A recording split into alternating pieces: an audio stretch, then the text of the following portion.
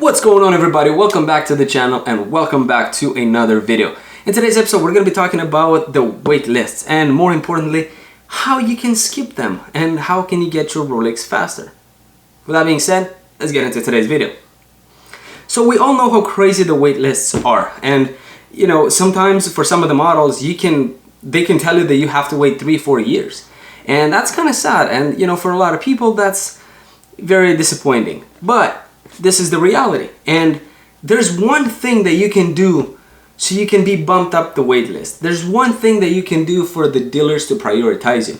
And I know that thing, and I know that a lot of people know it too, but this video is especially for the people that have no idea and really want to get that watch. So you have to understand how dealers work and also how the gray market works.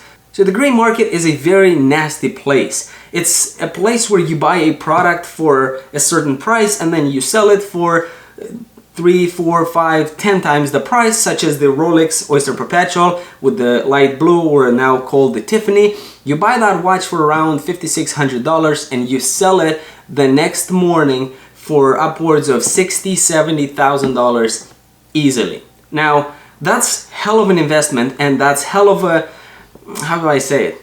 I'd be very tempted too. But for that reason, we have now a place where people order watches more than they need, and they're on crazy wait lists just because of this reason that, hey, one day I'll just get it and I'll flip it and I'll make a boatload of money by doing nothing. Well, this is one thing that the dealers are actually trying to prevent. They don't want anybody to do that. They know very well the value of that price, and they know very well that, you know, if Rolex sells it to them for 8K or whatever, I'm not sure, I'm not a dealer, they can mark it up to 10K and sell it to you for $10,000. They very well know that that watch on the secondary market is going to go for $25,000 and around that price. Now, wouldn't that be great if they can pocket those money? The thing is, they can't do that. They can't do that, and they don't want you to be able to do that. So it's a very interesting game. Now, if the AD doesn't want you to do that, that means they'll be very selective of the people that they give the product to. They'll be very selective of the people they trust, and they'll be very selective of the people they prioritize. Now, we have a perfect example of Brian Sakawa from the He Spoke Style channel, where he talks about how he got his Patek Philippe Nautilus 5711. So he's saying that he just moved to a new city in a new area, and the Patek Philippe store was not too far from his house. And he went there and he said, hey guys, I'm looking to get the 5711. And they all laughed at him and they said, you're a little crazy if you don't know by now, but there's a huge wait list, and 5-6 years or something like that, they told him that he has to wait. He said, hey, no worries, I'll put my name on the list, but just so you know, I live across the street and I'm local, and I'm not here to flip the watch. A week or two went by, he stopped by the dealer again and talked to them, and he kind of showed up and he was like, hey, I hope, you know, maybe the watch is here. And they're like, nope, it's not here, we told you 5-6 years, and there's nothing really that you can do. He was like, hey, no problems. And he went in occasionally, and sure, the guy has a few other watches, so there's always, you know, a conversation started about the watches that he wears and stuff like that, and he built a little bit of a relationship with the advisor, with the dealer, and they knew him, they knew that he's local, and every time he said, hey, just so you know, I'm just across the street, and every time he'd just stop by.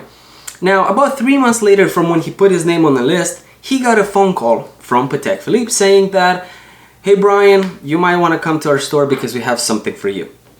He went there, and sure as hell, it was the 5711, and he got it. And he got it at retail price, which was unbelievable.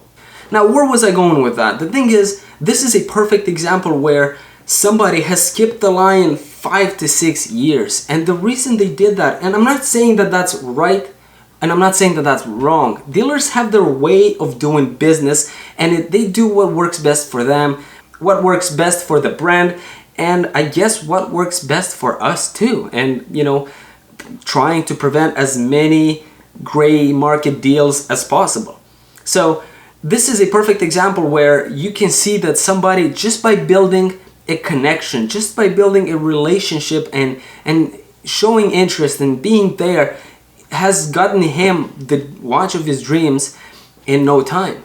if you stop by once, the dealer doesn't know you. Nobody knows you there. Nobody knows what reason you're there for. That's the cool thing, that you can stop multiple times and show, you know, each time wear a different watch, and therefore you'll have different conversation, and they will see that you are a watch person, that you are interested and loving the watch industry and the horology, and that is a great indicator that you might not flip it. Although you might.